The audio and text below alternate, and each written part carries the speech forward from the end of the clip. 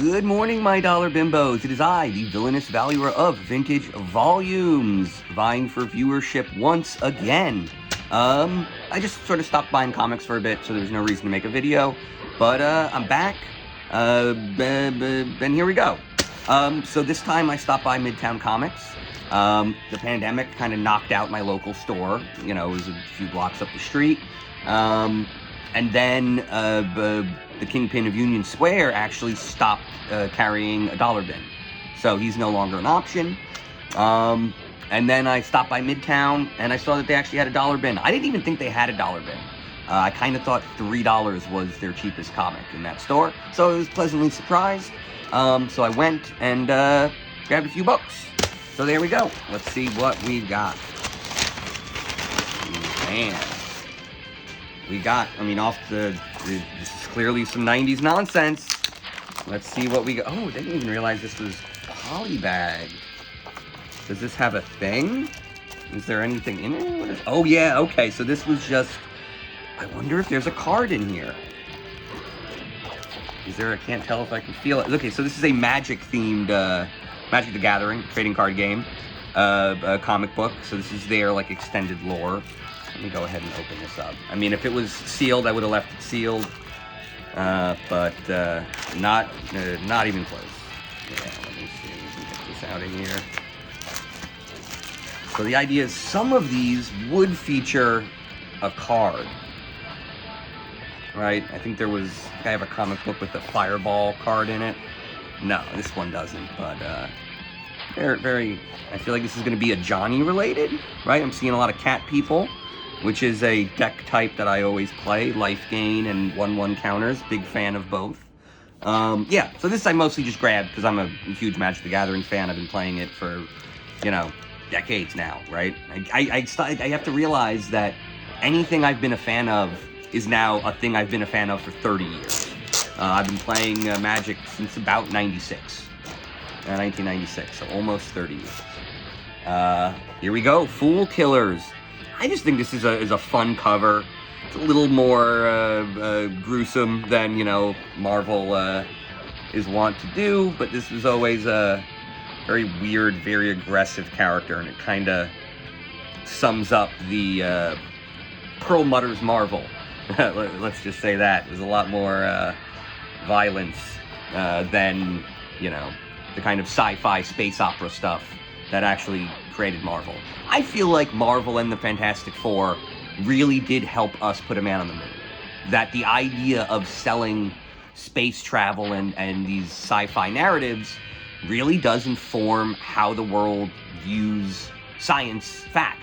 And I really think, when you convince a bunch of kids that the universe is a wonderful place worth exploring via these comic books, I think it actually does lead to a generation later those people favoring space travel, favoring, a NASA budget. So yeah, so I think it's interesting to see the change from, these big universe-wide stories to a more grounded sort of terrestrial violence. Speaking of terrestrial violence, Mortal Kombat, great game. I always liked it more than Street Fighter, just because I don't think I had the kind of hand-eye coordination. Like, Street Fighter had a much higher skill cap than Mortal Kombat. Mortal Kombat was just kind of cool. Let's see. Oh, X Factor. So yeah, this is a run that I've been kind of putting together just in the dollar bins for the past couple years. I'm not even keeping track of it, so I'm buying a lot of the same issues over and over again. But I just started reading a random 3-issue chunk around X Factor, like late 90s, I think. And it just was very interesting. I described it on a previous video, I think. Had a very interesting Polaris plotline where she was kind of being, like, groomed by a cult leader, but the people telling her that she was a cult leader had also lied to her about important stuff before, so she didn't trust the information they had, and it led to her turning on her team. And it kind of, the way, like, weird grooming culture and like online echo chambers work now, it really seemed to kind of mirror that, and I thought that was pretty interesting. So I've been trying to build out that run and just sort of explore it. And so here we go. What do we got here? These are the last two. So this is Warlock 1 and Warlock 3. Of course, I would have preferred 1 and 2. But, you know, one of the things I like about these dollar bin books is that they really are cultural time capsules. I mean, for instance, look, Got Milk and Got Milk, right? These are the two. These ads were, I guess, not iconic. They just paid a lot of money so a lot of people would play them. I don't know why you're going to call that iconic. Iconic are the things that we want to see. These are things we had to see. But they were pretty famous and well promoted. And of course, when was the last time you saw a Got Milk ad? You know, decades. But yeah.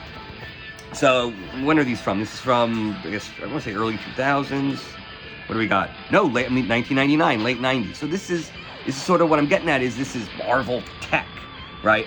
And I just think it's so interesting to look at how people talked about technology back, you know, in the previous era, right? Like, we're in their future, right? When they're writing this satire, the moment they're actually satirizing is now, to some degree. And it also kind of gives you a sense of what's actual science versus what's a marketing campaign. You know, you'll go back and see ads from late 80s, early 90s comics where they describe a chess machine as having cutting-edge artificial intelligence, right? And so it's the same exact, you see, oh, okay, so they're starting that marketing campaign then, and now it's a huge marketing campaign. But ultimately, it's a term that means nothing. Anyone using the term artificial intelligence is someone you kind of don't have to take seriously, because it's not a real concept, and if you're saying that term, then you're just repeating it because you heard it. If you actually thought of those words and what the phrase means, you would never use that word to describe a chatbot, right? They're not intelligent. They can't even help you with customer service. But whatever. So it's interesting to see how tech looks from the past. And so I figured I'd grab these books. What do we got here? Mervin's? What, this Levi's ad? I don't know. I don't know about this ad. Not great. Yeah. So let's see. What do we got here? Fun ads, right? So this is what they thought technology was going to look like. All weird bioorganic cyborgs. No, I don't think that's necessarily what they thought. But yeah, I figured this would be an interesting read. Yeah, and there we go. 5 cheap books. And that brings us to today's sponsor. Villain World Cards has their first complete set available for purchase at villainworld.com. It is a 55 card set. That's 54 villains and 1 handy dandy checklist.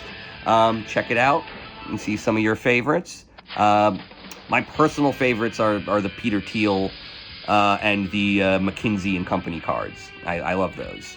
There you go. I believe right now it's a $50 set. I believe right now it's on sale for $40. So go check out villainworld.com and grab yourself a set of cards. Have a good one, and I'll see you next time.